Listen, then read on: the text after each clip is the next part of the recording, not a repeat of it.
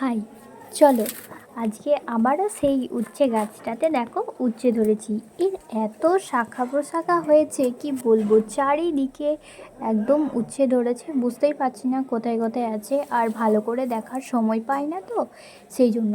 আর এদিকে দেখো এত ডালপালা ছড়িয়েছে চারিদিকে, পেয়ারা গাছ থেকে শুরু করে ওই তোমার ওই নাকচম্পা গাছটাতেও একদম ছড়িয়ে গেছে পুরো একদম এর শাখা পোশাকে। এরপর ভাবছি ছাদে উঠিয়ে দেবো এই গাছটাকে, কারণ এরপর তো গোটা ঘর পরিষ্কার করতে হবে, কয়েকটা পেয়ারা গাছের ডালও কেটে ফেলতে হবে। সেই জন্য ভাবছি আগে উচ্ছে গাছটা ছাদে তুলে দেবো, তারপরে ওই ব্যবস্থা করা হবে।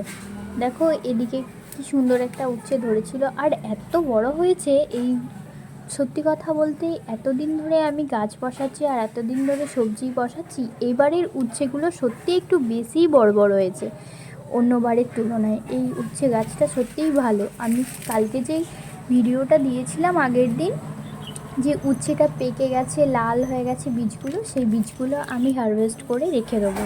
ভিডিওগুলো কেমন লাগলো কমেন্টে জানাবেন, আর ভিডিওটা ভালো লাগলে লাইক করে পাশে থাকবেন।